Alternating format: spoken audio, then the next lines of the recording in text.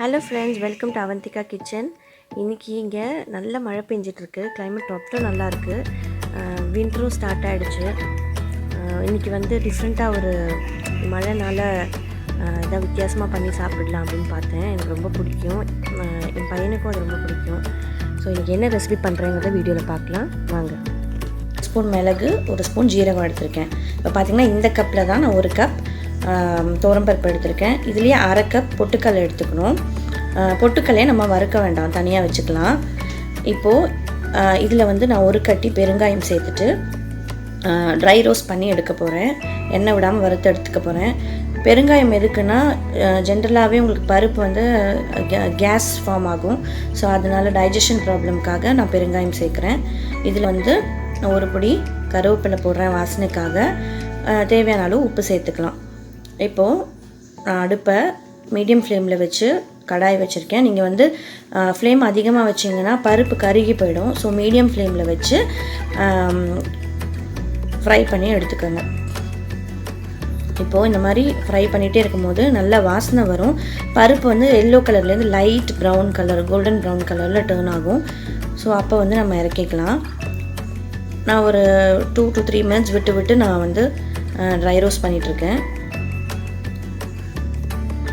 கருவேப்பிலையெல்லாம் பார்த்திங்கன்னா நல்லா dry roast ஆகிடும். நம்ம உடைச்சோன்னா அப்படியே அந்த உடையும், சருகு மாதிரி அப்படியே உடையும், தூள் ஆகும்.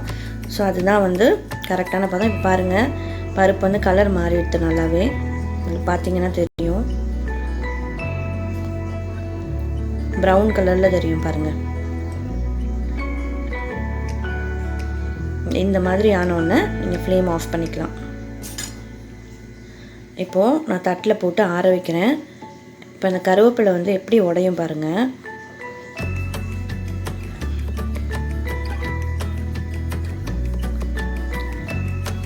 இதை வந்து நல்லா ஆற வச்சதுக்கப்புறமா நம்ம மிக்சியில் போட்டு நான் பொடி பண்ணி வச்சுக்கிறேன். இப்போது நான் கருவேப்பிலையை எடுத்து நான் வந்து நொறுக்கி காட்டுறேன் பாருங்கள்.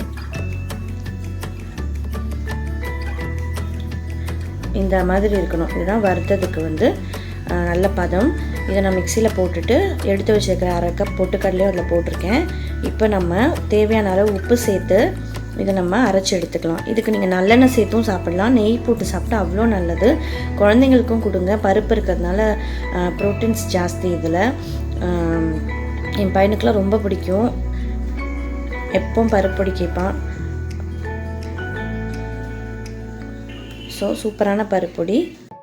இன்றைக்கி இந்த வீடியோ உங்கள் எல்லாருக்கும் பிடிச்சதுன்னா கண்டிப்பாக என் வீடியோவை லைக் பண்ணுங்கள், ஷேர் பண்ணுங்கள், மறக்காமல் சப்ஸ்கிரைப் பண்ணுங்கள். மறுபடியும் இன்னொரு வீடியோவோட உங்களை மீட் பண்ணுறேன். Thank you all.